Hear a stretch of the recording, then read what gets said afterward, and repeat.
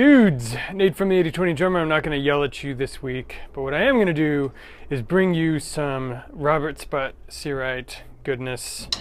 Folks have been asking for it for a long time, and the recent Meinl video that came out with his Ghost Note band, the tune that's in 5 with the crazy sax solo, I'm going to break that down just a little bit for you guys, and let's get into it.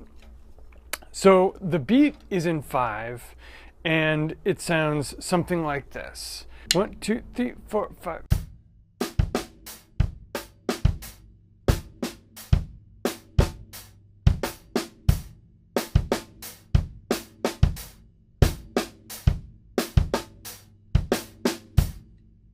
So there are a few things going on in that beat, and it cycles around over the bar line. So I want to talk about exactly where the beat came from and what's going on there. Like, what was the genesis of this beat? And then we'll get into a little bit about how to play it. So first of all, the bass line of the tune is just 1, 2, 3, and 4, 5. 1, 2, 3, and 4, 5. 1, 2, 3, and 4, 5. So if you were to play a conventional beat to that, it might sound something like this. 2, 3, 4, 5.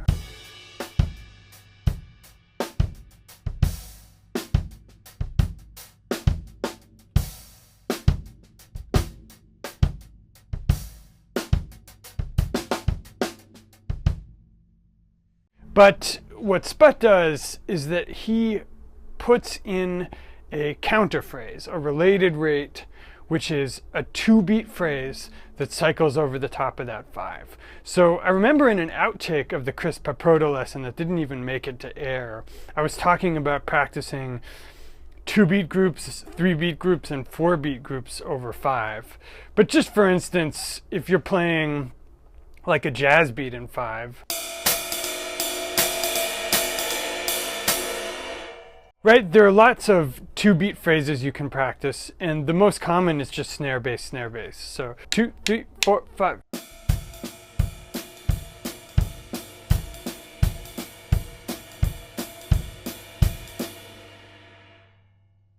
And if you want to do like a 4-beat phrase, you can do something like snare, snare, kick, kick, and that'll sound like this. 1, 2, 3, 4, 5.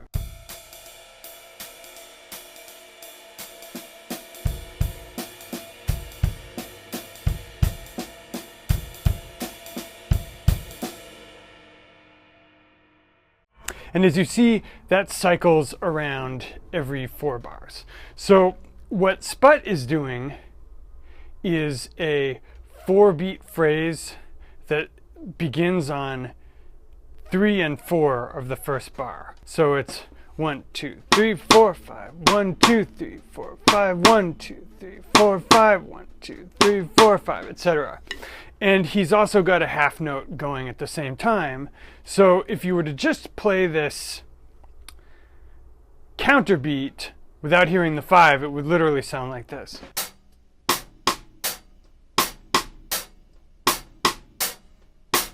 So you hear how that's a 4-beat phrase. 1, 2, 3, 4, 1, 2, 3, 4, 1, 2, 3, 4, 1, 2, 3, 4, 1. And if you add the kick drum in on beat 1, you'll hear it cycle over 5. So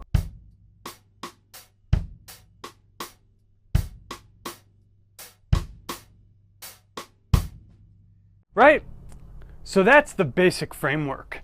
But then Sput is also playing the 1, 2, 3, and 4, 5. 1, 2, 3, and 4, 5 on the kick drum. So the composite result is this. 1, 2, 3, 4, 5.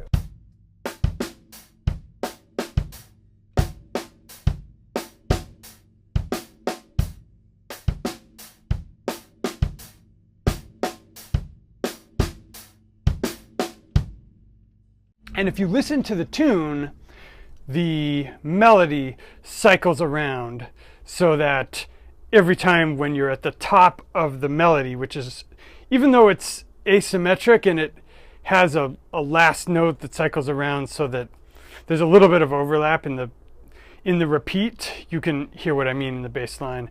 By the way, Mono Neon shoutouts. Even though it has that, I'm keeping the thought in my head, it's still symmetrical in 4 bars. And if you look at the phrase, there are a few bars in 4 before the 5/4 vamp section where the melody comes in begins, and the lead into the 5 is 1, 2. And if you think about that, that starts off the phrase to segue perfectly into the ostinato the way it is. So 1, 2, 3, 4, 1, 2, 3, 4, 5, 1, 2, 3, 4, 5, etc. So that is how to deconstruct what Sput is doing in that Meinl video. Wanted to give you guys just a super simple look at that. I spent a couple hours going through it in the practice room and getting it together. And again, you can use those concepts any way you want. So if you wanted to take something like this, you wouldn't necessarily need to play 1, 2, 3, 4, 1, 2, 3, 4 as your phrase. You could play 1, 2, 3, 4, 1, 2, 3, 4, or 1, 2, 3, 4, 1, 2, 3, 4. And you wouldn't necessarily need to play 1, 2, 3, and 4, 5, 1, 2, 3, and 4, 5 as your kick drum phrase. You could substitute other kick drum phrases in. So you could spend a couple afternoons, like just say you want to make your kick drum phrase like 1, 2, 3, 4, 5, 1, 2, 3, 4, 5. But then you want to have a 1, 2, 3, 4, 1, 2, 3, 4 ostinato going between the hands. So you get into a lot of Dan Weiss, Miles Okazaki, Steve Lehman, Taishan Sori sort of territory that way. And you'll think of ideas. I mean, another example is Locked in the Basement by Hirnt, also on the beat music record from Juliana, which you wouldn't think of that beat unless you were thinking in these kind of mathematical related rate sort of things.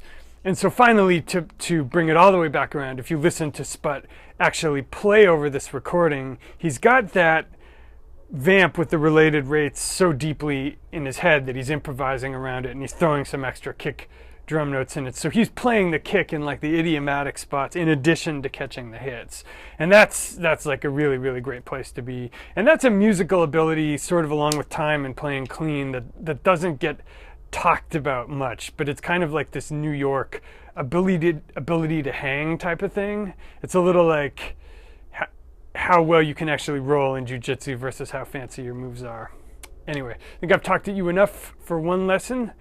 I'm Nate. This has been the lesson of the bye week, and if you've been enjoying my free lessons and if you feel like maybe you're ready to study with me, I recommend something called the 80/20 coaching course, which is like 6 months of lessons with me for around the price of a couple of lessons. And I like to say you'll get better in the next 6 months than you have in the last 3 years. And if you'd like a gateway drug to that, I recommend you click on the screen right here and check out my free 3-video series, 3 videos to make you better in the next 3 weeks. It'll deep dive on 3 topics. It'll go a lot deeper than these free YouTube videos usually do.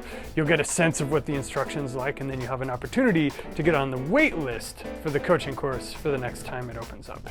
Dudes, it's been fun. Always enjoy these. Nate from 80/20. One love.